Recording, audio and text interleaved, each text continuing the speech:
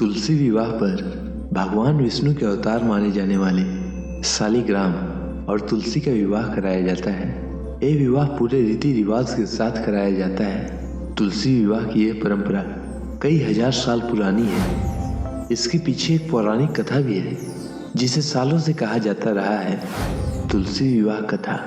प्राचीन काल में जलंधर नामक राक्षस ने चारों तरफ बड़ा उत्पात मचा रखा था। वह बड़ा वीर तथा पराक्रमी था। उसकी वीरता का रहस्य था उसकी पत्नी वृंदा का पतिव्रता धर्म। उसी के प्रभाव से वह विजयी बना हुआ था। जलंधर के उपद्रवों से परेशान देवगण भगवान विष्णु के पास गए तथा रक्षा की गुहार लगाई।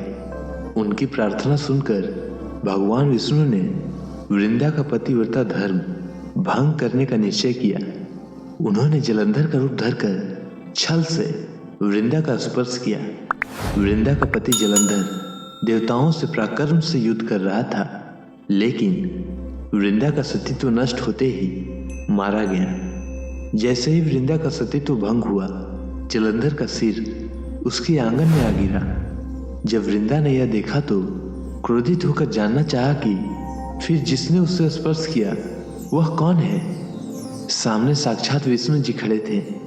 उसने भगवान विष्णु को शाप दे दिया, जिस प्रकार तुमने छल से मुझे पति वियोग दिया है, उसी प्रकार तुम्हारी पत्नी का भी छल पूर्वक हरण होगा और स्त्री वियोग सहने के लिए तुम भी मृत्यु लोक में जन्म लोगे। यह कहकर वृंदा अपने पति के साथ सती हो गई। वृंदा के शाप से ही प्रभु श्री राम ने अयोध्या में जन्म लिया और उन्हें सीता वियोग सहना पड़ा। जिस जगह वृंदा सती हुई वहां तुलसी का पौधा उत्पन्न हुआ।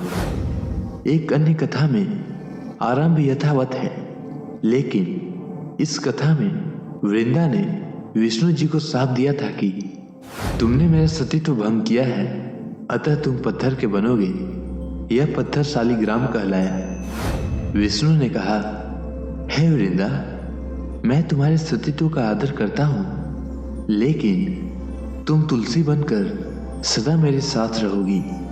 जो मनुष्य कार्तिक एकादशी के दिन तुम्हारे साथ मेरा विवाह करेगा, उसकी हर मनोकामना पूरी होगी। बिना तुलसी के शालिग्राम या विष्णु जी की पूजा अधूरी मानी जाती है।